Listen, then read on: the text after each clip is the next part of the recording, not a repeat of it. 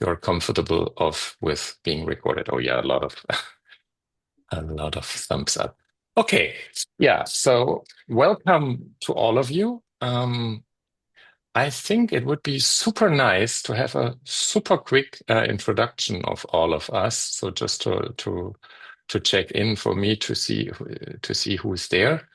As you've been first in, Cheryl, would you just briefly introduce yourself and then give you to colleague from Stockholm? You're muted. It's not easy to mute me in the real I life. didn't do that. I muted myself though. I'm a professor in theoretical and applied aesthetics in industrial design. And then I did a thesis in Chalmers called Form and Formlessness. And from there, I went to the culinary arts. So I realized like I needed to be more engaged in all the senses.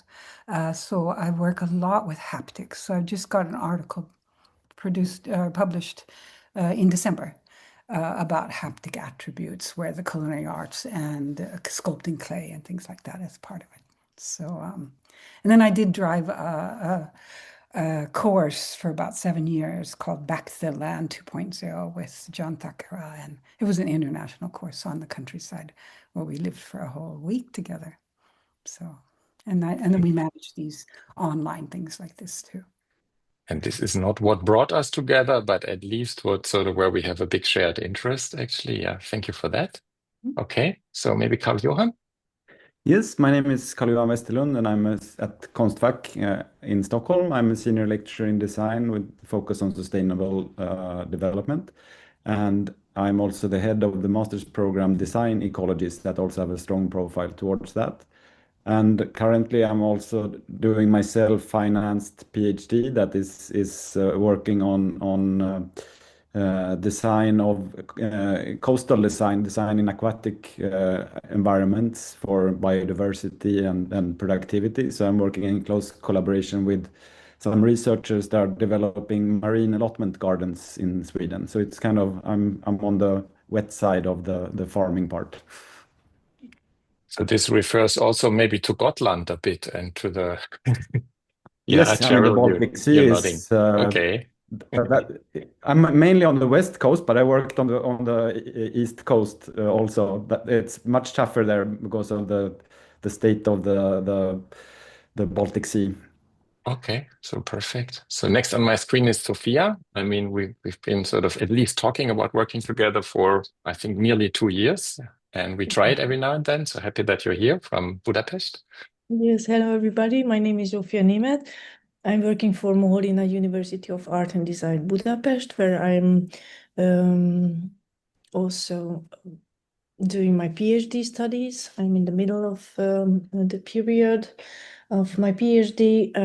My research project is the role of edible white plants in the climate resilience and the rewilding processes around Lake Balaton area, where we are planning a living lab, establishing a living lab this autumn. We already started with the pilots, which is very interesting. And this is the relation that we started to speak about this project before with Philip.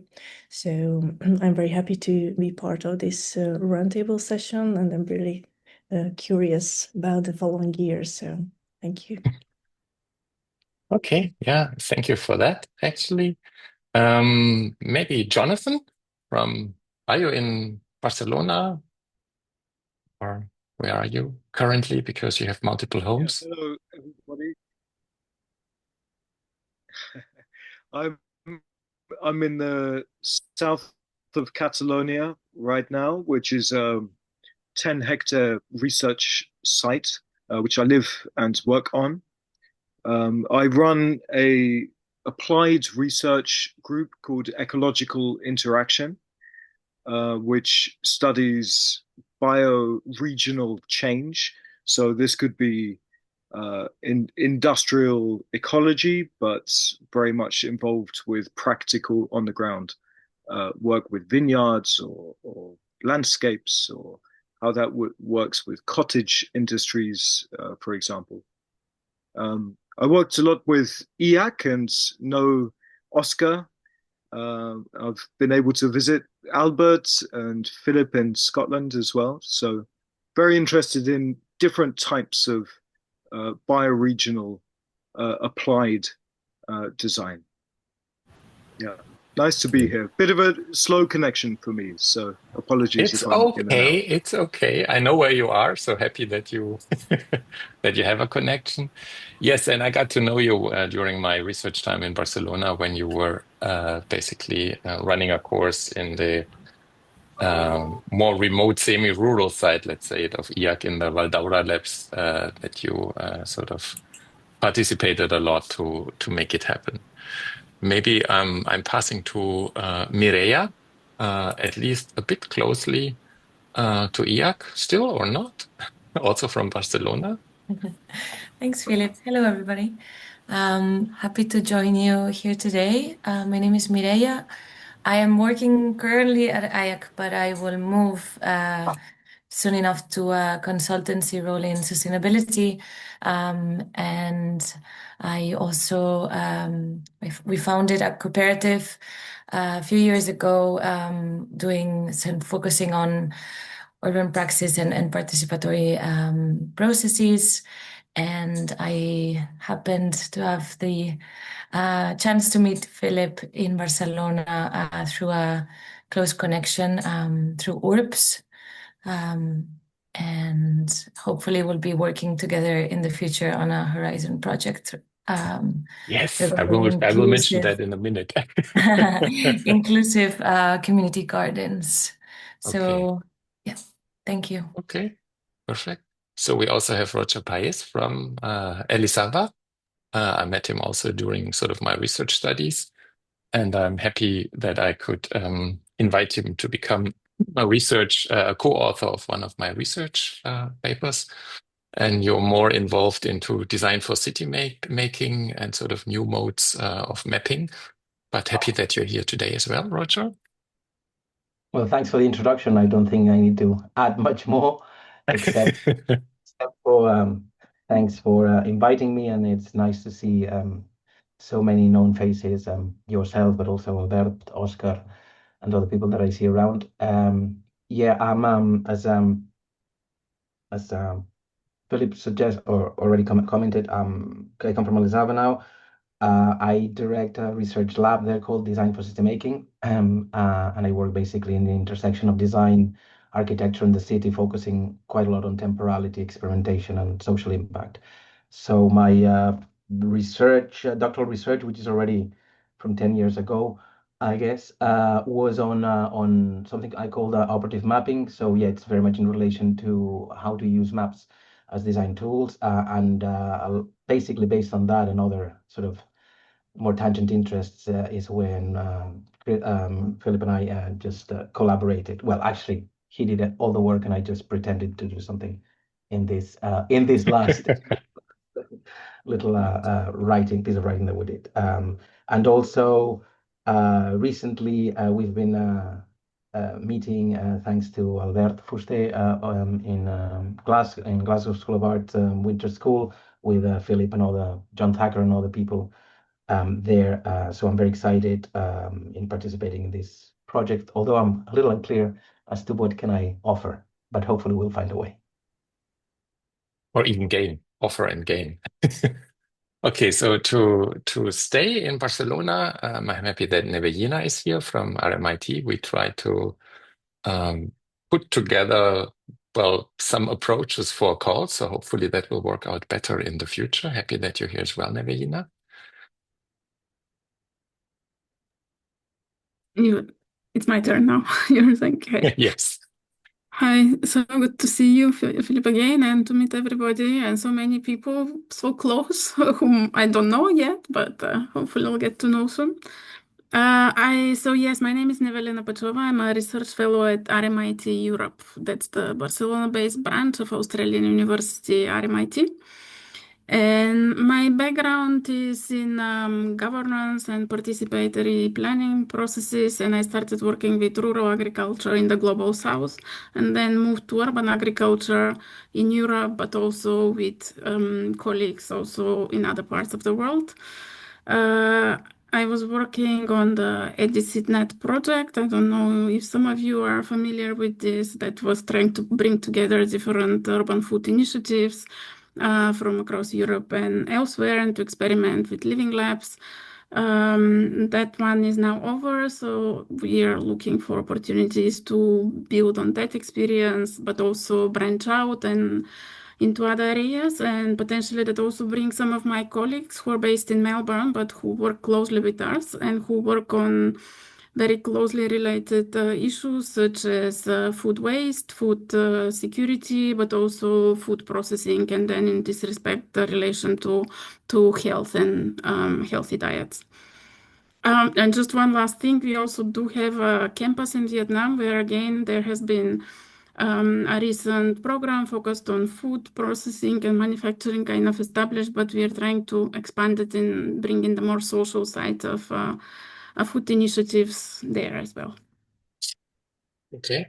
Yeah, perfect. Yeah, no, we had a lot of conversations about how can we proceed with this EdicidNet initiative that as many projects after funding more or less stopped.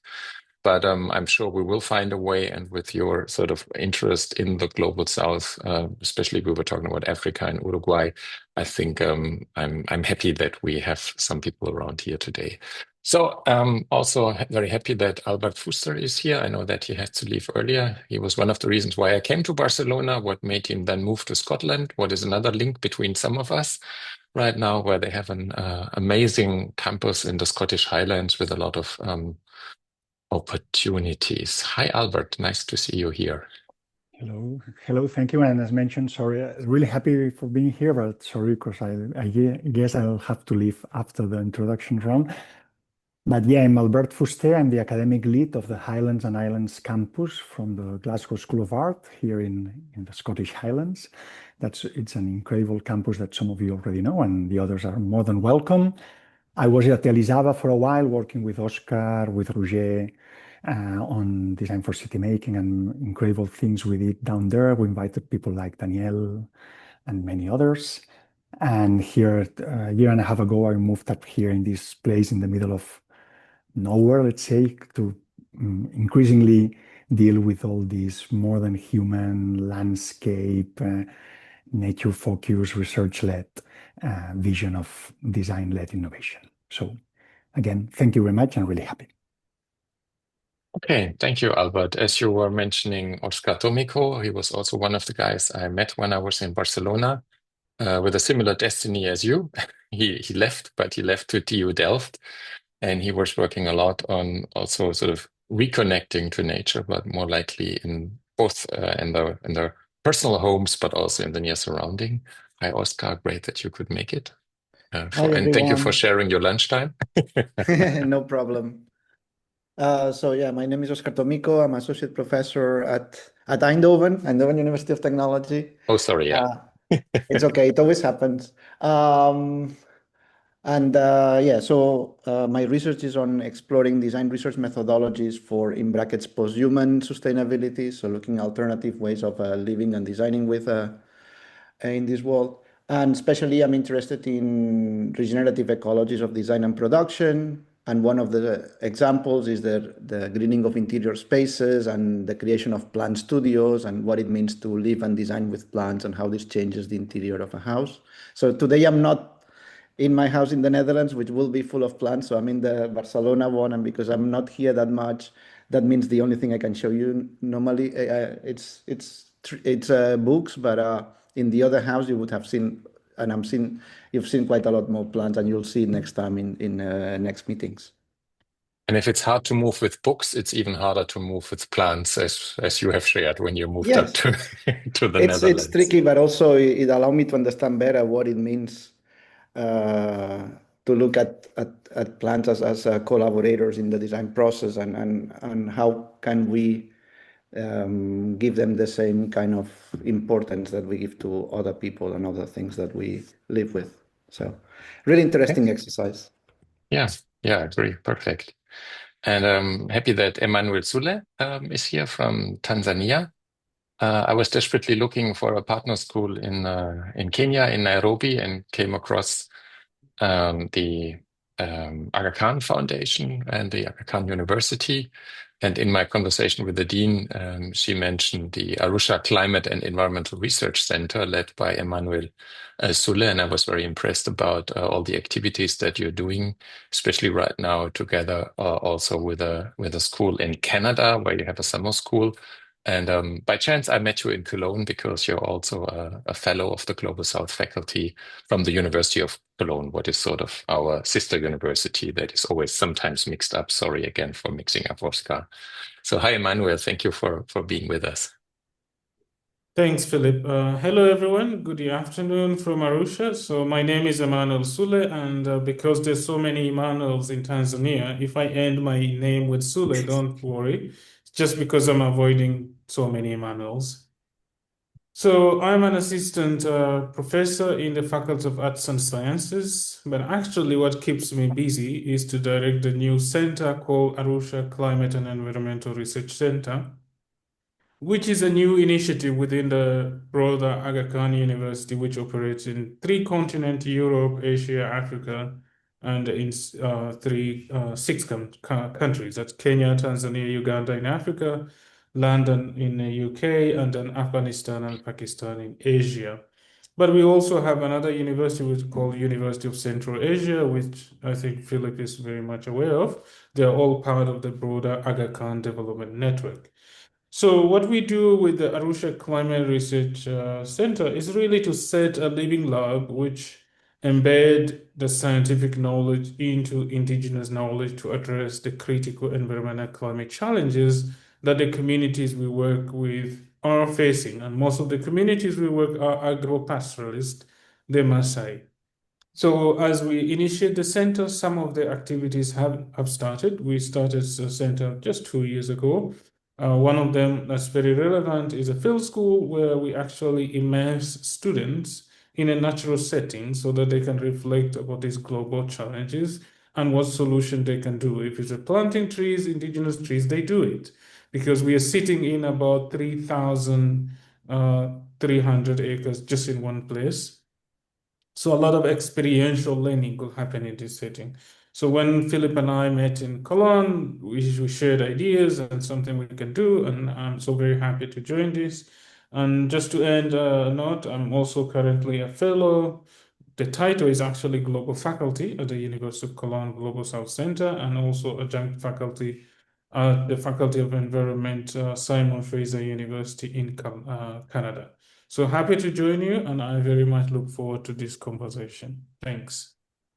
Perfect. Yeah, thank you for the brief introduction. And then we also have colleagues from Brazil, dear colleagues from Brazil, Aguinaldo and Carla. So I know Aguinaldo for more than 20 years, and he's one of the pioneers in sustainability and sustainability education. And last year he was inviting me to come for a workshop on food and systems design and food system service design. And I was very, very impressed about the local ecosystem that is existing in Curitiba. And I'm really happy that you can join, Aguinaldo. Thank you, Philip. Well, sorry, guys, I'm having simultaneously my breakfast here while I'm talking to you. So I'm a full professor here at Paraná Federal University. I coordinate this research lab on design for sustainability, and it is evolved throughout the years from just focusing on product recycling and then gradually into product service systems, design for sustainable behavior, and more last 10 years gradually more on post-anthropocentric design. Normally we work always with companies and governments, but in the last 5 years we've been gradually working indigenous communities as well. So when Emmanuel was talking there about indigenous community, I'm also very interested on that. So nowadays we do have some very interesting project I'd like to bring on board on this network project here. We are redesigning an entire experience of children and people throughout a big park nearby, and we do intend to bring all these issues on post-anthropocentric design, education and this reconnecting people with nature. So this is practical project. It's a 2 years project. I would like to connect this project, this network here. And thank you very much. Philip is always, is my guru. Whatever Philip points the direction, I always walk in this direction because I always trust his wiseness. Thank you very much, Philip, for your invitation. Likewise. Yes, and thank you, Aguinaldo. And through Aguinaldo, I got to know Carla, who's doing an amazing PhD right now. I could witness that last week in an intermediate presentation, and I'm very happy that Carla will be able to come for 3 months to Cologne as a sort of research fellow. So happy that you can join as well, Carla. First of all, thank you so much for inviting me to be part of this amazing group, Professor Felipe. And I'm an industrial designer, design lecturer at the regional university in Blumenau. And also I'm a researcher at Design and Sustainability Center at the Federal University of Paraná. And Professor Aguinaldo dos Santos is my supervisor in my PhD. So my PhD deals with co-creating women empowerment service design approach applied to community kitchens.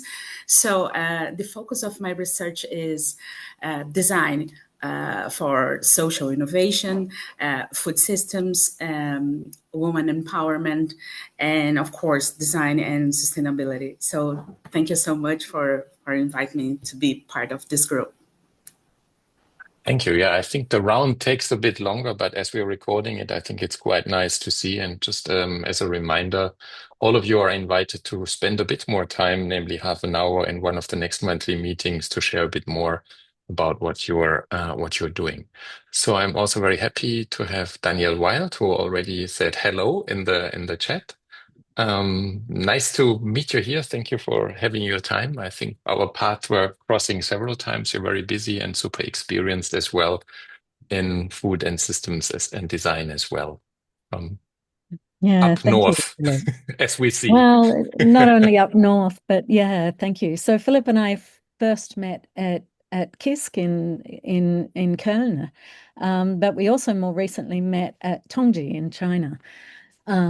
Which was very nice to reconnect. And I can't tell you how happy I am that you've done the work to bring us all together, Philip. I think it's fantastic. And it's, I don't know, you say long before time, not before time, whatever it is, it should have happened years ago. And it's terrific that you've done it.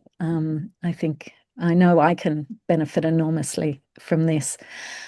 So some people here I know really well, and some people I haven't met before, and it's very nice to be here, and I really look forward to getting to know everybody. I'm a professor in 2 universities. I've been at the University of Southern Denmark since December 2014, and there I'm professor of sustainability transitions. And really looking at the intersections between design, situated practices and policy with a focus on food. And I'm currently setting up a whole of university research cluster, or research and education cluster around food and transitions. And my other professorship is at Umeå University, which is where I am at the moment, which is why I put the Northern Lights behind me. And it's, I imagine Albert will know exactly what I'm talking about when I say what a privilege it is every single day to be in the North. It's just extraordinary. Here I'm at SDU in Denmark, I'm in the Department of Business and Sustainability and Social Science and Business faculty, whereas here I'm in the Department of Industrial Design, which is in the Engineering and Natural and Physical Sciences faculty. And here I'm, really here I work with food as well. One of the core things that I'm doing is I currently hold a chairship with the Arctic 6 Alliance of Universities. So it's 6 universities in the unceded Sami territories of northern Norway, Sweden, and Finland. So obviously not the Sami territories in Russia at the moment. And the focus of my chairship is the concept of Arctic food citizenship and looking at how food and indigenous, traditional and ancestral ways of knowing can help us. I mean, I think what I'm really interested in is like transition is happening whether we like it or not. And what we are transitioning to at the moment is happening to a lot of people. And I'm interested in seeing how food can support us to have transition happen through us so that the decision makers are taking action based on what really connects with people's values, and that the narratives and mindsets that are underpinning transition are strongly connected to our cultural heritage, and which is our identity and who we are as multi-species beings within really complex multi-species environments. And so I think about problem formulation, and I try and bring people and other non-human beings together and with decision makers to see if we can shift things in interesting ways. And always I come from the position of not knowing. So I see my role as facilitating spaces for dialogue, and those spaces, they're not verbal dialogue. They're not driven by intellectual or linguistically based concerns. They're driven by embodied ways of knowing, being, and thinking and doing. Yeah, through food. Thank you. Thank you. Super interesting. So I hope you will also find the time to share actually a bit of your expertise in the next month or so. And it's really interesting to be able to talk about indigenous practices from the Arctic cycle, from Africa, and from Brazil. And I think a lot of difference, but a lot of similarities to explore And as from well. Australia. And from Australia as well. So let's see whom we will have in from Australia, how much me. we can sort of stretch. Sorry, I'm Australian, and I work And with you're Australian as well. communities in Okay, Australia Nevelina as was well. mentioning that Yeah, as well. Okay, sorry. yeah, right. Yeah. Okay, so we also have Davide Fassi, actually, whom I maybe never met in person before, but of course I was inviting Anna Meroni from Polimi. So happy that you can join as well today. Happy to see you for the first time It in happens, presence, yes. in presence but online.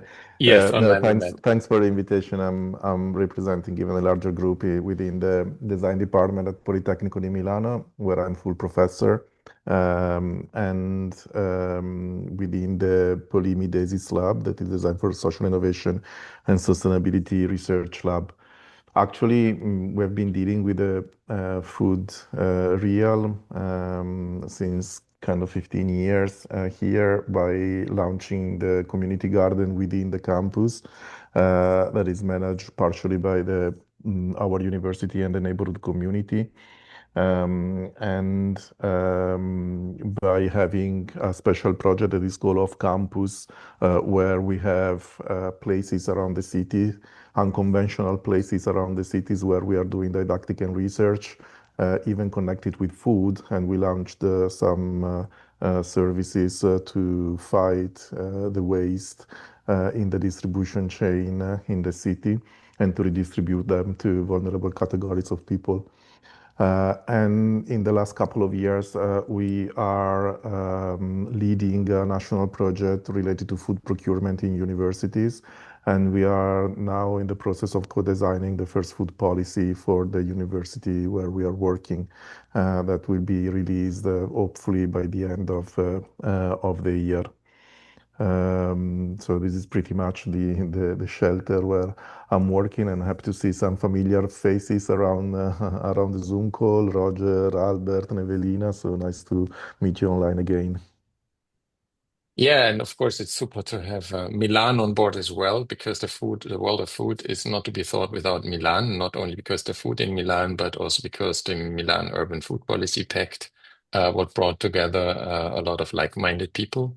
And I think in this context, I'm also very happy that Florence Egal is here from France, right? I always put you to France, but we met in Barcelona in the Science of Cooking World Congress, actually, where you brought in a very pressing point of how food policies might change on different levels. So I'm happy that you could join as well, Florence. Thank you very much, Philippe. It wasn't actually that obvious because I'm presently trekking in La Réunion, which is in the Indian Ocean, and I wasn't sure about the connection. It works. But anyway, yeah. So my name is Florence Egal. I am did most of my career in FAO, and I was working on nutrition issues, and I've been since working on transformation on food systems, and in particular territorial food systems. And I was very interested by the speaker that insisted on the importance on the indigenous food practices. I do think it is an important starting point for many territories. We should learn from what existed before. It was certainly not perfect, but at least you can start from there. I was also, of course, interested in hearing what David Fassi was saying. I was involved in the whole process leading to the signature of the Milan Urban Food Policy Pact, and I go on working on this on and off again. And I hope to see you in Barcelona again this year, Philippe. Yeah, I hope. Let's see. Yeah, thank you for joining as well. And we also have Daviesa, whom I think I don't know exactly where to put you. By Albert. Hi, Daviesa.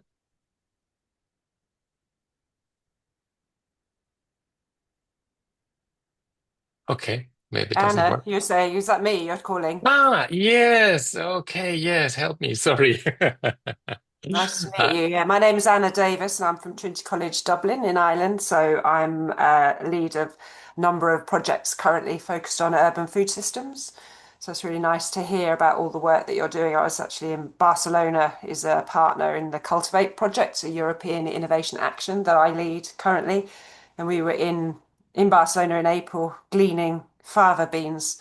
We managed to collect a ton in a couple of hours with Espigoladors, which is an organisation that creates a circular food system between liaising volunteers to glean and then create innovative food products, which are then circulated into the local food system, including the social supermarket, which is next door to it. So Barcelona has great work going on there.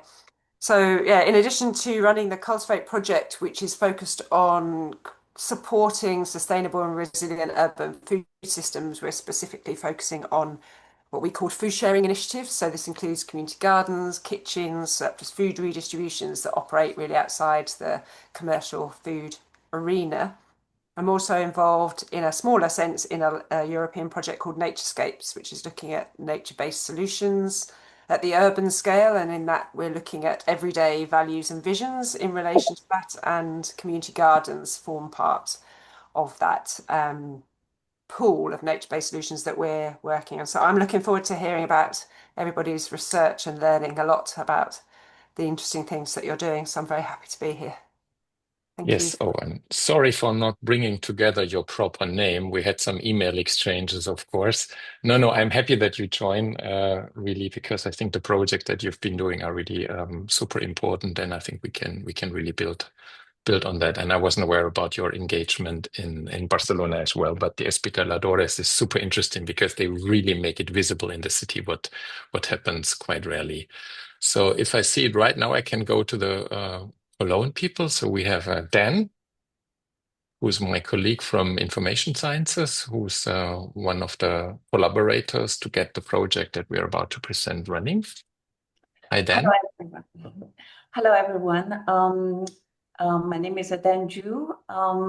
Thank you for getting me involved in this group. I'm coming from architecture background, and at the moment, I'm a researcher at the Cologne Institute for Digital Ecosystems, and I belong to the Faculty of Computer Sciences and Engineering Sciences. And currently, I'm also working on the project. It's related to hybrid innovative learning spaces.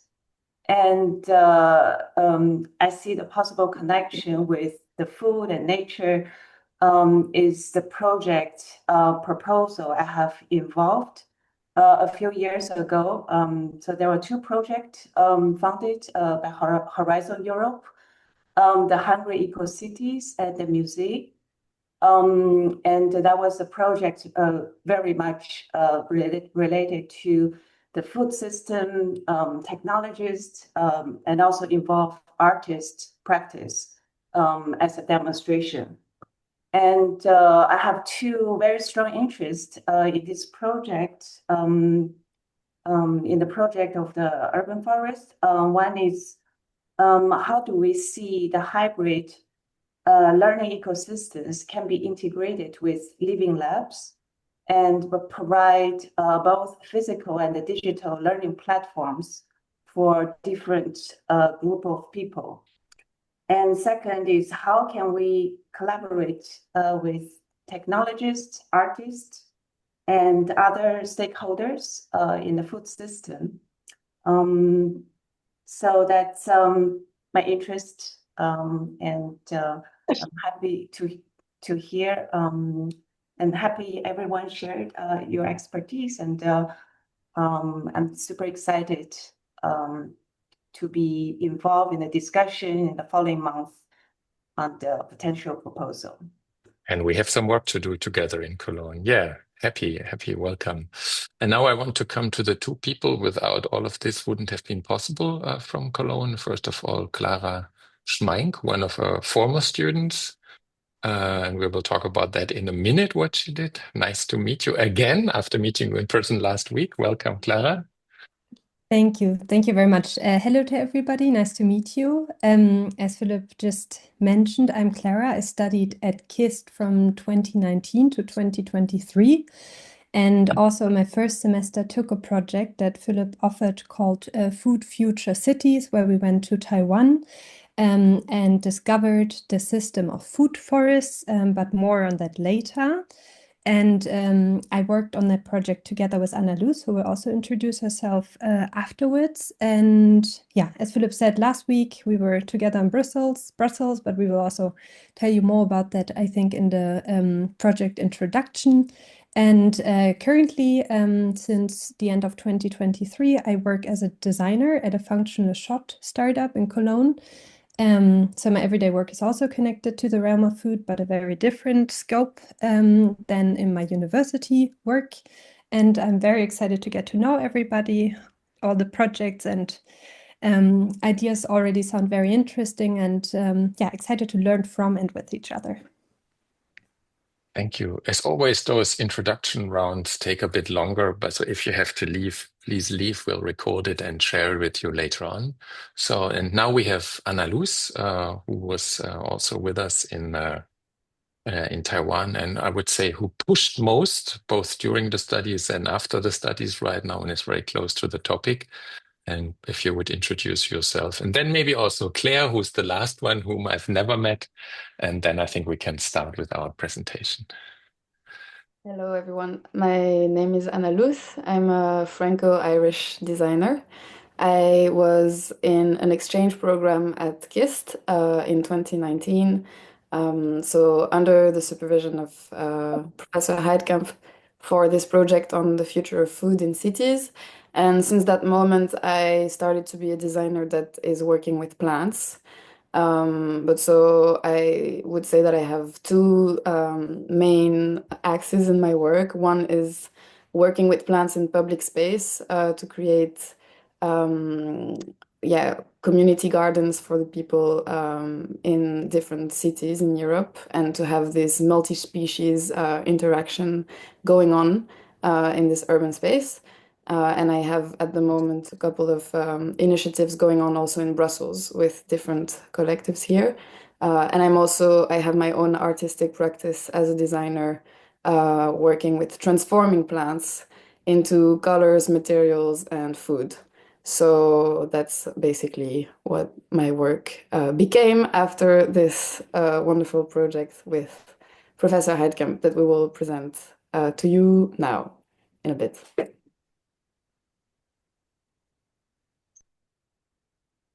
And Claire, you can maybe Claire, introduce yes, yourself. please. Happy to meet you finally after having heard so much from you and your work. Hello, everybody. My name is Claire. I'm French. And I was the one who used to live in Taiwan a few years before. So I worked in an NGO in Taiwan, aiming to plant some trees. And finally, we developed around 4 urban food forests in a big cities.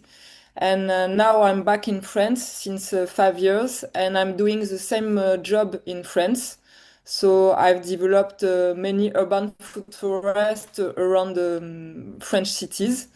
Now I'm living in a border with Spain, close to Perpignan. And I'm also part of the slow food movement. So I'm involved in a food system in many, many ways. By organizing a farmers market, by organizing, by creating some links between consumers and the farmers and also the chef.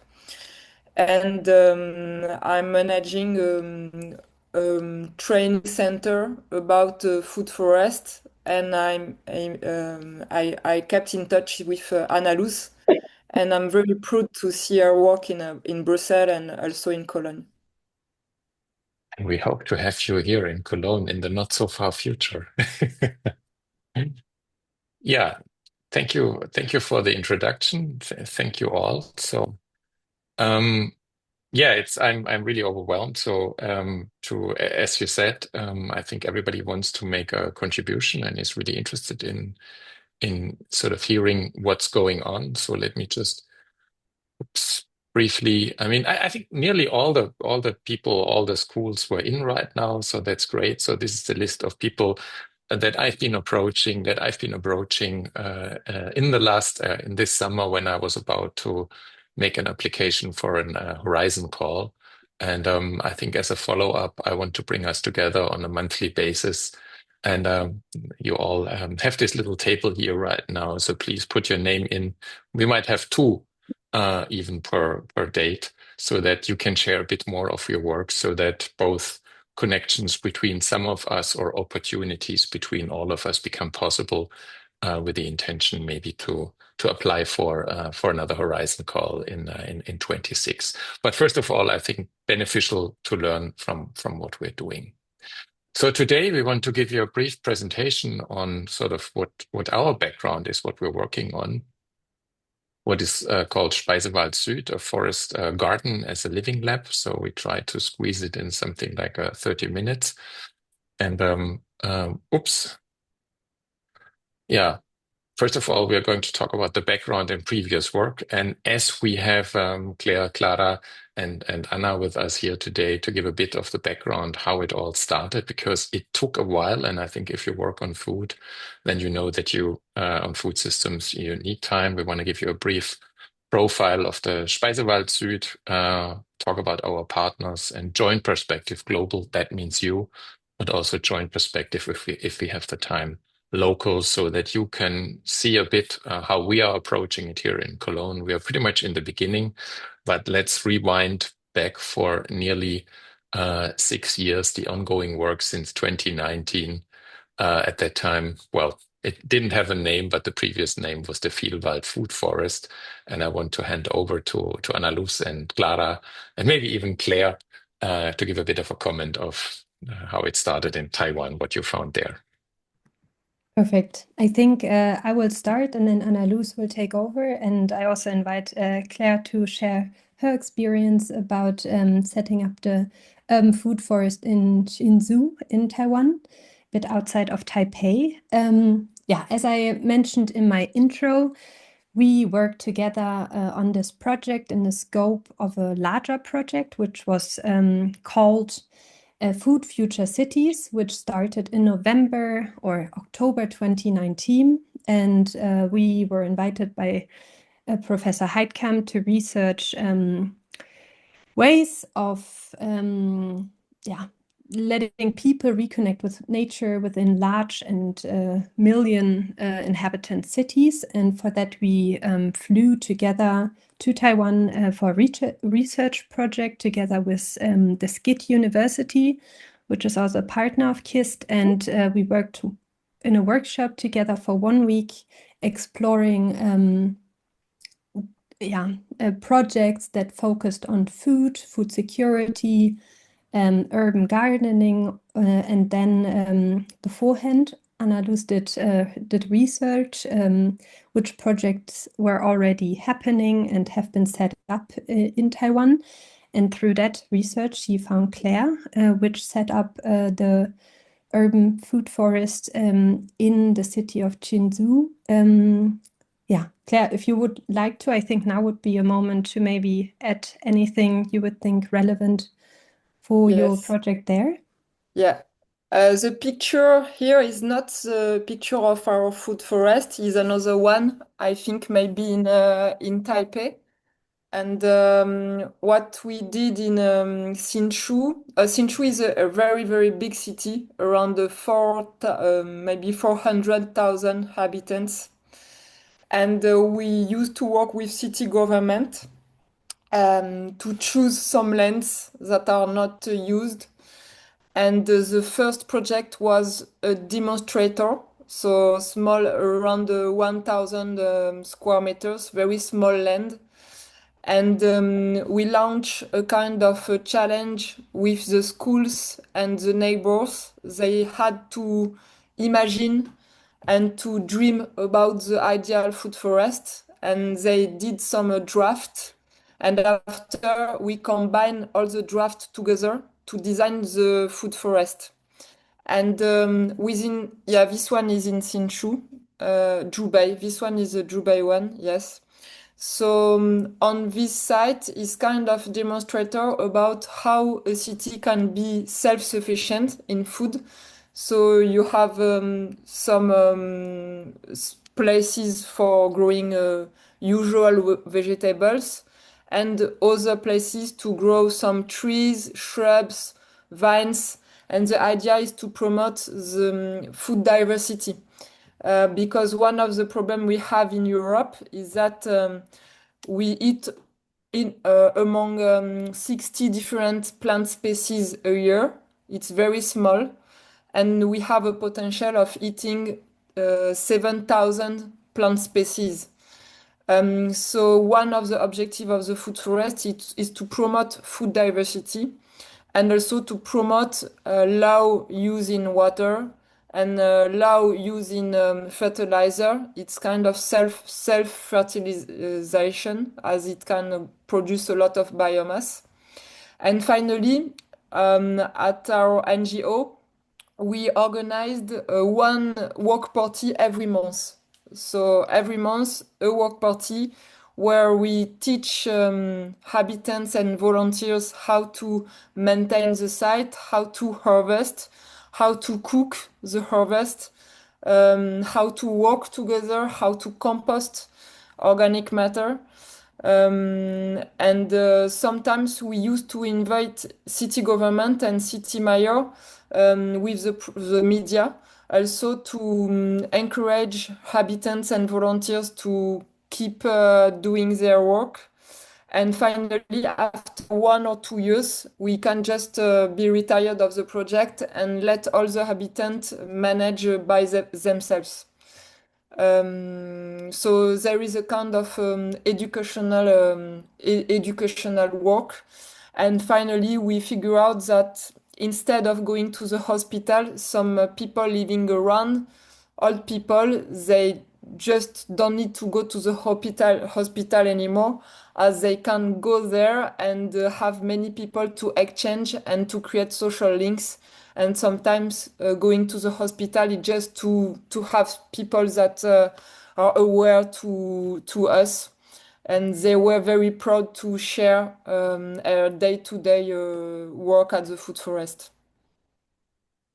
I mean, that's amazing that you achieved to hand it over basically to the community after 2 years' time, because that's something they were aiming at as well, to not have ownership forever, but to work with the community in the way that they understand that they are the stewards of the land and see it as in the different dimensions that you had.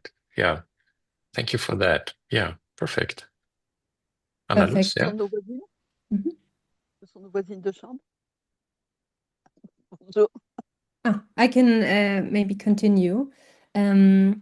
Yeah, so from that project, for 1 week, we worked on discovering different, yeah, kind of design assets also that were used in the food forest, connected to food and how the material that is harvested and how the food forest is maintained, used then to grow the space further.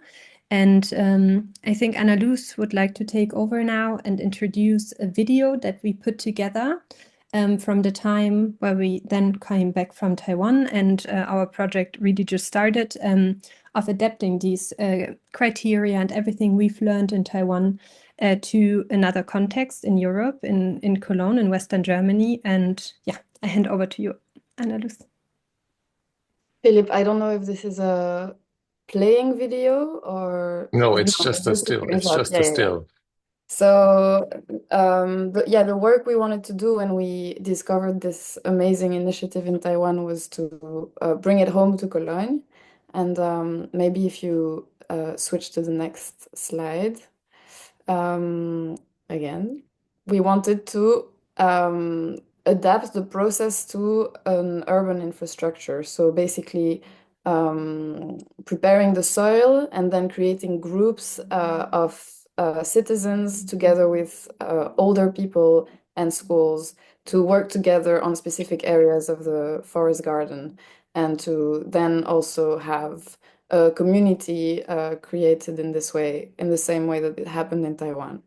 And for those who are wondering the specificity of a food forest compared to what we usually call those community gardens in cities, is that it's very focused around the tree. So the tree is a basic element of the forest garden, and then you have all of the different stratas of plants that are basically forming an ecosystem around the tree. And so you have also lower trees, you have shrubs, you have herbs, roots, ground covers, vines, and aquatic plants. And so you make sure that you also have just a wide variety of scales and shade, sun. So you're managing also the different areas of your space with those plants. And we scanned a little bit the area where we wanted to do this project and identified the different stakeholders. So it's as if we identified the different human stakeholders of this project with, would there be families around, or would there be homeless people around, or would there be cooks that want to come and grow things there? But then we also identified the species that could work for a European, so a more northern European forest garden. Because the model that Taiwan has showed us, or that Claire showed us in Taiwan, was with also plants that wouldn't necessarily grow in Cologne.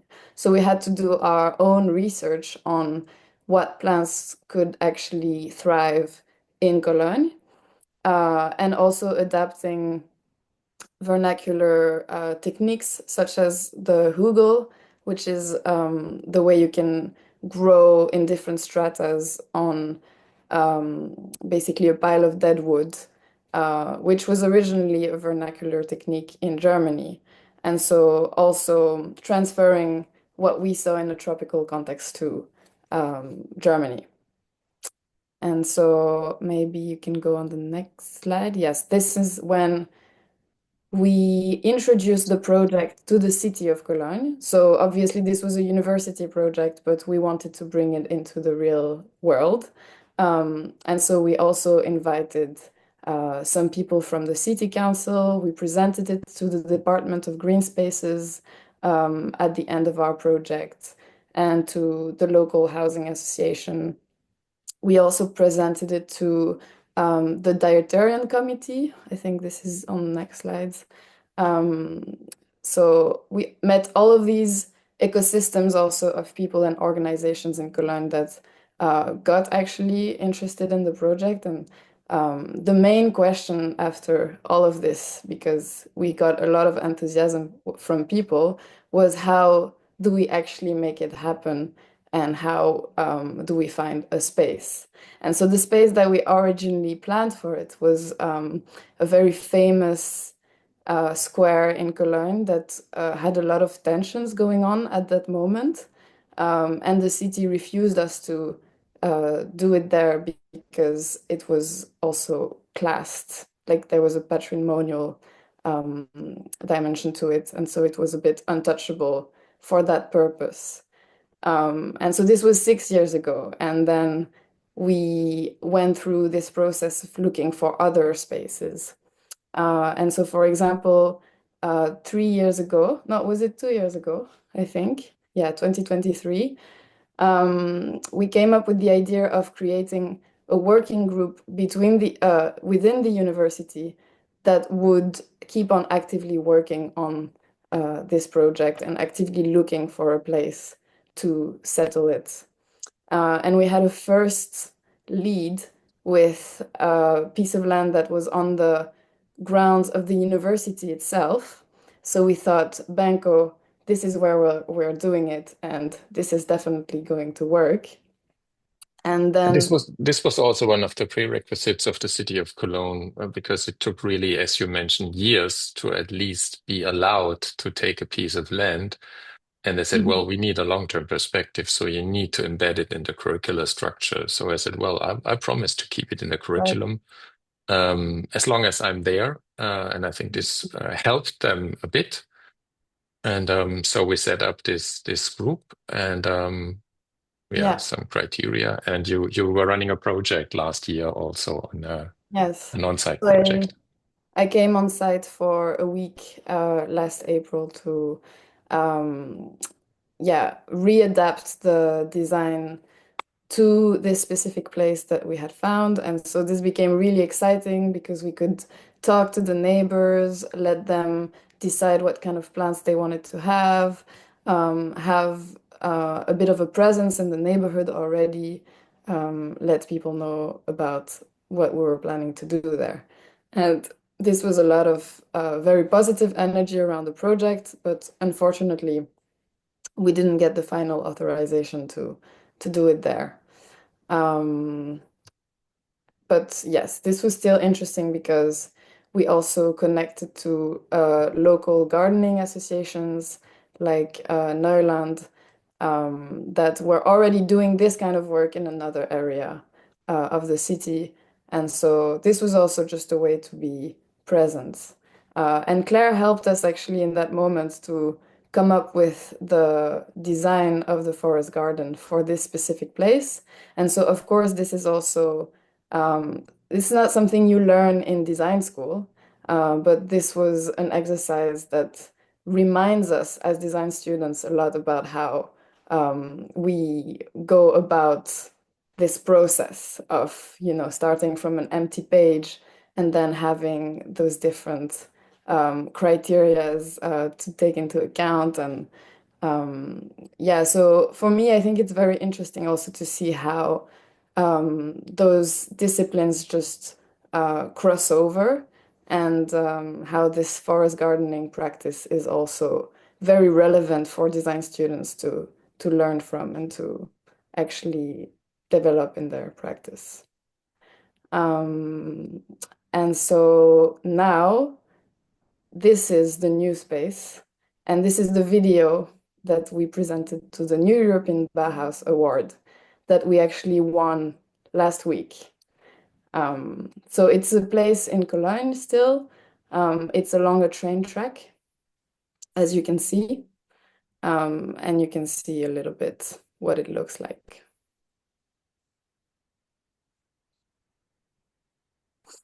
And so our goal there is to involve also students from the local schools. And it's located next to a restaurant. So we're also planning on collaborating with them. And right now there are trees on the spot, but it's also a very compact soil, so it will need a lot of work on the soil, and it's going to remain an open area.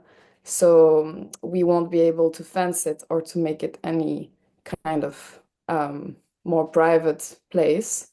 So that will also be a challenge that we have to, design basically, or like design around, is how do we have this forest garden cohabitate with the uses that you usually find in the city.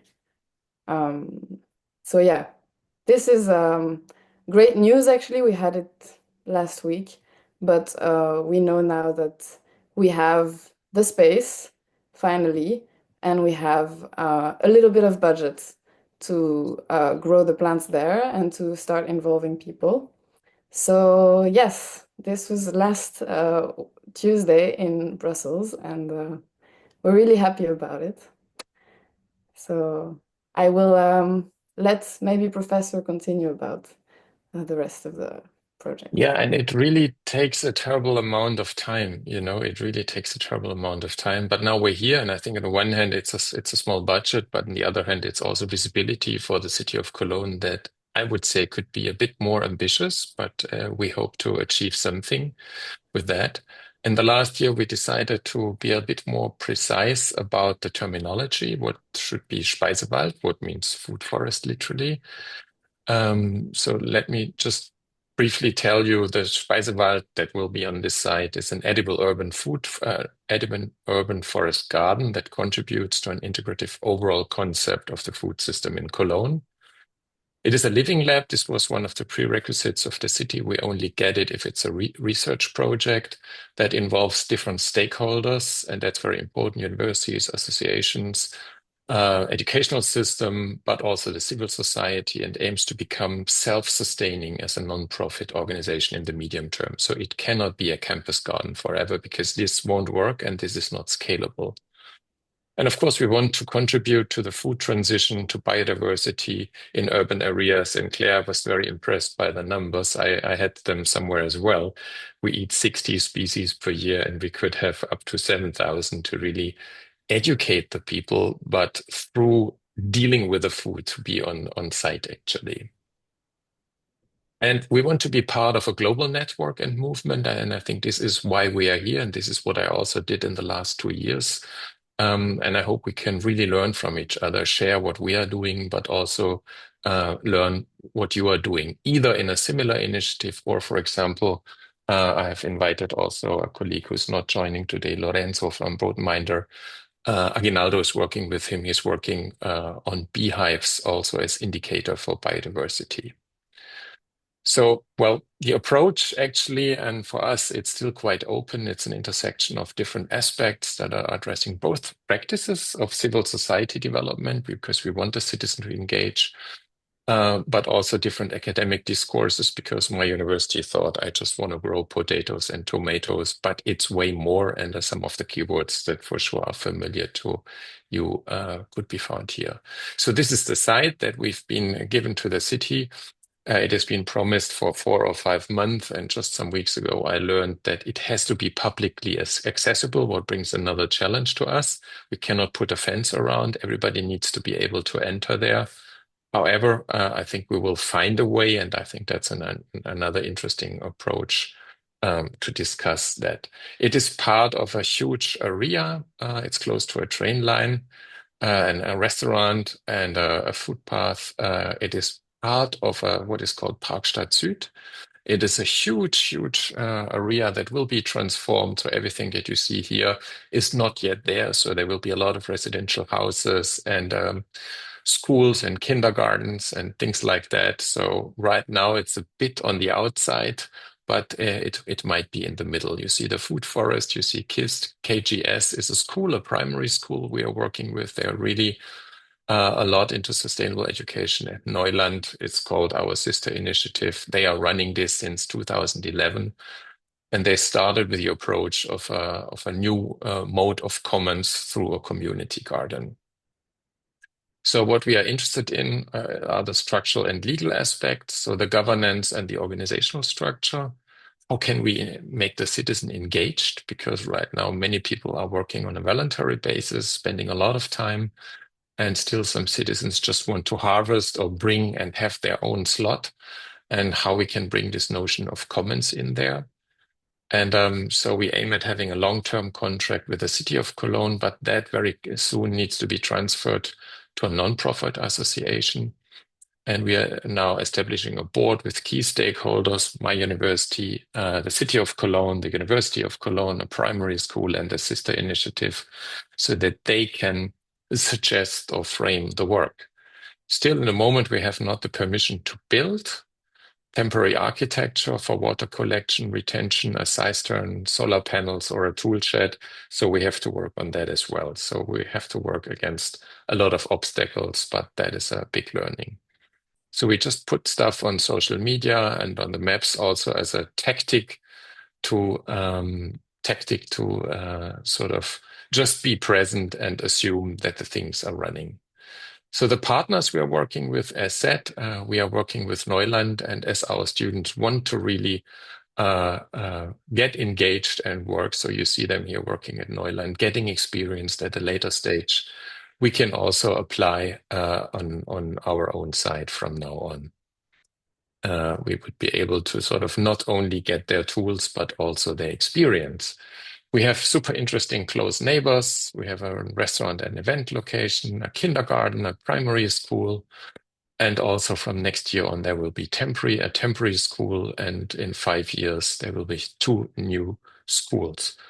Fun fact, this new school has 4 huge sports areas, but no garden. And I think through this process, we try that we're not only contributing to the gentrification of the area, but maybe also to a different notion of education. The Edible City in Cologne is really amazing. When I think Clara and Ana Lucio started the partnership with them. And they're really agents of change. And when I was in Barcelona, I learned that they received this EdiCityNet award, where Neveina was talking about as the best comprehensive approach to edible cities. What, by the way, nobody knows in Cologne. So I think we're famous abroad, but not in Cologne itself. The University of Cologne just launched a sustainability research hub where we have different institutes we can work together with, and where we also want to work on the notion of citizen science. We have access to a lot of people already equipped with sensors and sensing environmental parameters. We joined a call of our North Rhine-Westphalia ministry call, where it is called Qualification of Civic Engagement, where they give money to activities that increase the engagement of citizens. Some of them are around gardens, some of them are around workshops. And here you see some of the bullets where they opened the program. So, for example, the city of Cologne asked me to apply there, and I'm sure they will give us the funding. They will help us with this organizational structure and governance. And again, this will create another visibility. And of course, and this was important for me to get sort of also the support from our university, is to make really clear that it's not just about a private garden, but that we have connections to the scientific community. And here you see some bullet points that we want to sort of bring in, but it's really also actually this initiative here, this roundtable now, of very similar but also complementary activities. And it started basically in early summer, where I was reaching out to most of you, to some not yet, with a suggestion of a call of a participation in the EU call. And right now we're here to talk, to get to know each other a little bit better, and to see what we can maybe set up for a coming call in the next year. However, yes, I will, Roger, I will share the presentation, of course. I can share the presentation, and I will also share the video. And so due to all my conversations, I ended up not as a partner in an own consortium, but as a partner in 2 existing consortiums. So let's see what happens. The one is in this creating urban co-creation spaces for driving sustainable food systems transformation. I learned that Milan is in there as well. And I think in this recipes call, it's also with some other partners. And there's another one that is more also working actually with partners in Africa as well. So let's see where we'll end up. So globally, again, I think it was Daniele Fassi, Davide Fassi mentioning that he is a member of the DESIS network. I was also inviting a colleague from Tonji running a DESIS lab. And as there is no DESIS lab yet in Germany, I'm in the process of applying this to become a lab also to have visibility and to have an exchange. And we have the Milan Urban Food Policy Pact. I have also invited a colleague to join. He couldn't come today.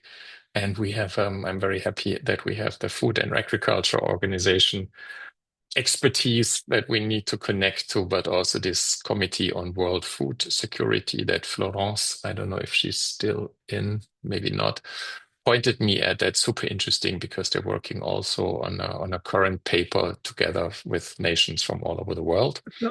Florence is still online. Florence is still online. Are you going to be in Rome for the CFS? No. Okay. Well, I plan to go to some of the things. If I find anything that's related to what I heard today, I will share it with you, Philippe. Okay.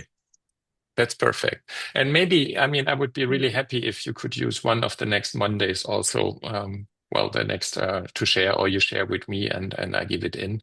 And I think we will also have a platform where we can share the documents so that it's useful for all of us. So I was really impressed by the maturity of the work that is already existing there.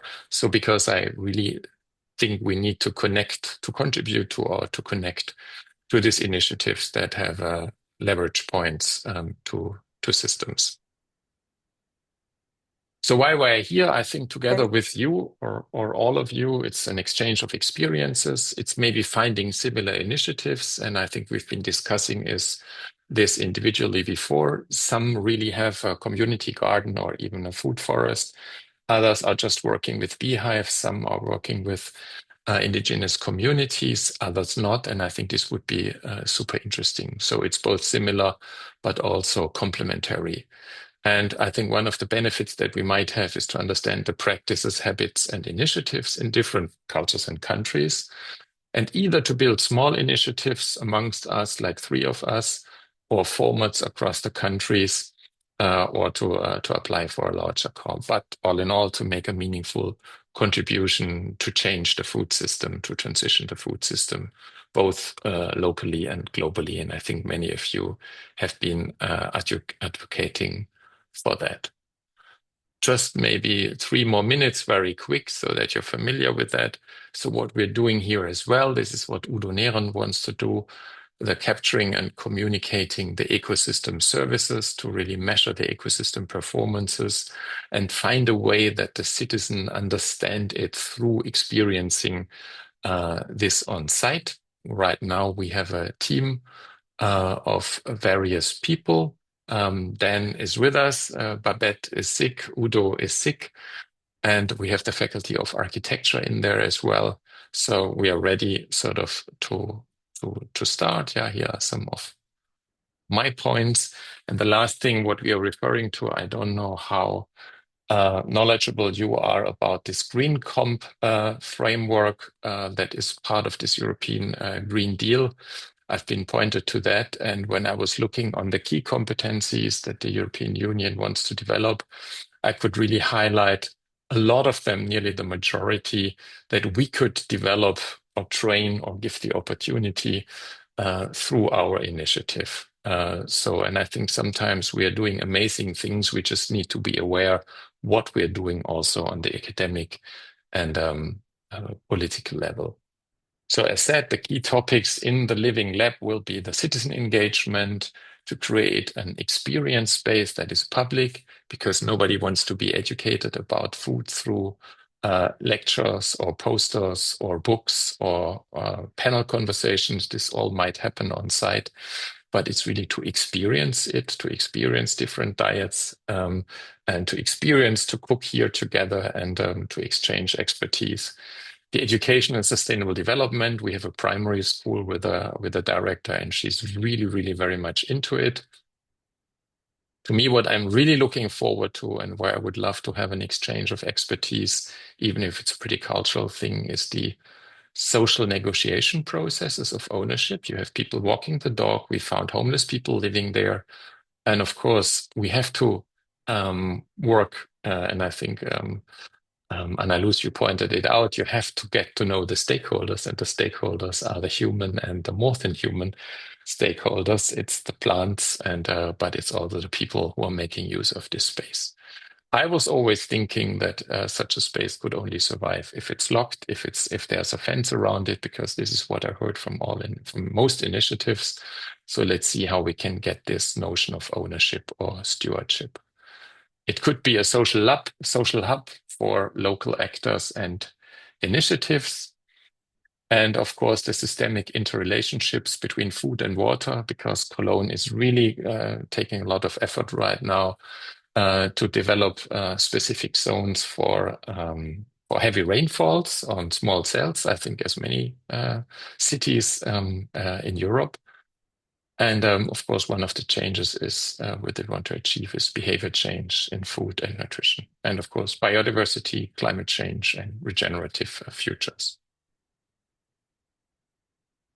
So that was it somehow in a nutshell what we are working on, taking into consideration that we're already working basically, or that the first kickoff started in 2019. I think a lot of things happened in the last year. Not only that you are all here right now and that there's such an interest, but also that we get for our specific site the boost also from the European Bauhaus makes me really very, very sort of positive about that. And Anna Luz will come to Cologne in 3 weeks to work on some sort of placemaking activities with a bunch of super, super interested students right now. At least our students are very international. They have an incredible interest in engaging in this, as long as they can really work on site. As we didn't have a site up to now, it was problematic up to now. And thank you for the different hints here right now that are already coming here. I will collect them. And I was also promising to create something like a Miro board, but Anna Luz is part of an initiative that has an amazing and maybe better platform. Maybe we develop this until the next time and suggest you where we can sort of put our content and where we can meet and encounter. So yes, so thank you for listening.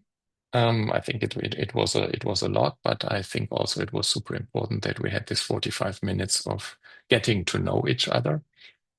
So please feel always free to Zoom in every first Monday at that time, just by grabbing a bite and saying nothing, or by sharing what you are doing, because we would be very happy to hear your comments. So maybe there are still some 5 more minutes to hear some comments or suggestions. Thank you for the suggestions in the chat, but maybe there are other comments or suggestions from you.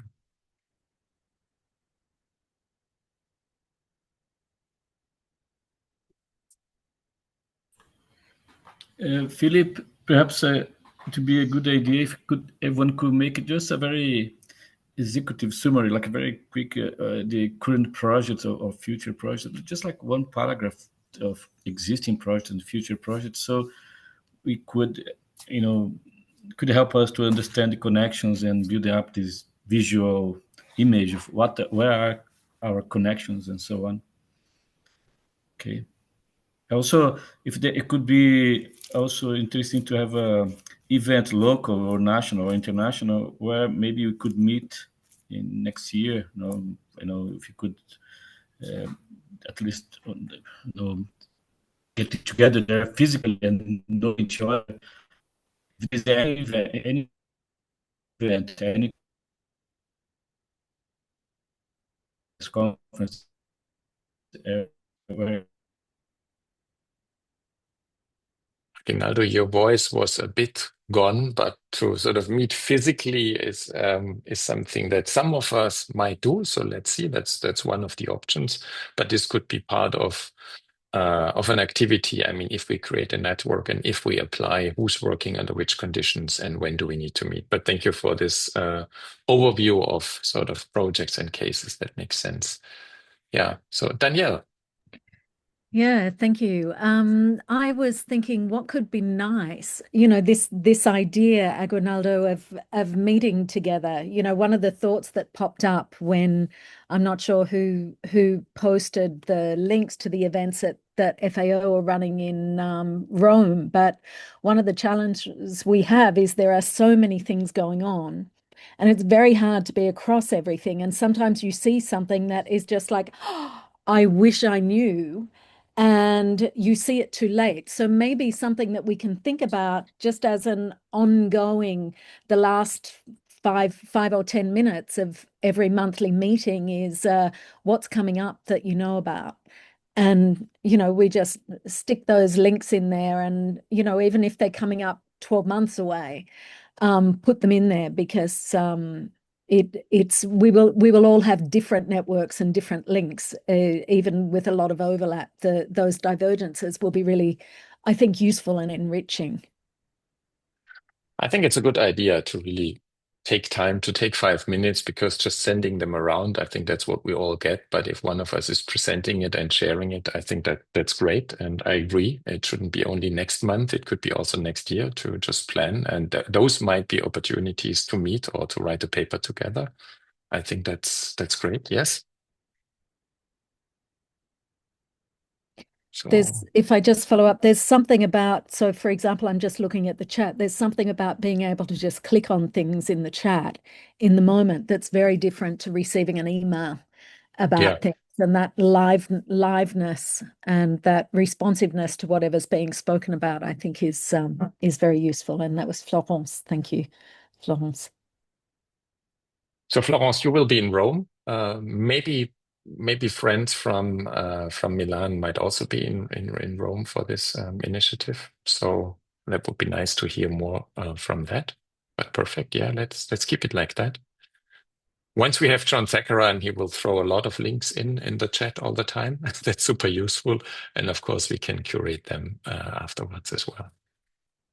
And of course, you're welcome to visit us on site if you're passing by Cologne. So yeah, the project is going to kickstart in 3 weeks. But of course, reach out to us if you're around. And the other way around. I mean, I think if all of you are traveling to one of the countries or cities that is right now in this roundtable, I think just drop a line. I'm really impressed, and I got a request already. Oh, can I bring a friend? Of course, just sort of bring a friend. But right now, I think we have an excellent size of 20 something or up to 30 people. And Danielle, as you said, yeah, we're all in our networks as well. So it's good to use the last 5 or 10 minutes to share. So again, it's a request. If you are willing to share actually what you are working on, I would be super happy if you put that in this Google Doc. And I think it could be 2 people in the same time. Because otherwise 1 hour, 1.5 hours might be too much. And it could also just be 15 minutes. If we just meet for, if there's not more to talk, we will find things to talk about. So no pressure about that. And yeah. Okay. So being considerate about your time and the fact that there are just 15 people from 23 and we have reached 90 minutes right now. I want to thank all of you for coming today. I was really a bit nervous because I knew all of you, but how would it be to be with all of you together? And my dream would be to be with all of you together. Of course, if we could host you on our side, thank you, Annalise, for mentioning that, but maybe also finding an opportunity to come. I was also thinking of Gotland as a summer school or something like that. But this could also be an activity that emerges, that we're doing 1 or 2 things together and meeting in person. So no need to save the chat or whatever. I will do that. And we have a warm invitation to Curitiba, but we also have a colleague from Curitiba coming to Cologne. So there's a bit of traveling going on. So let's make use of that and let's share the experience. And I'm keen to work with Carla when she's on site. So for now, yeah, closing words. Thank you very much all for coming. Yes, Danielle, was this a bye-bye or No, that was a bye. Thank you, everyone. Okay. Okay. I Thank will you. reach out to you. It was great to be with you. Bye-bye. Bye. Thank you very much. Bye-bye. Bye-bye. Bye bye. Thank Bye. you. Thank you, Philip. Thank you, everybody. Bye-bye. Bye bye.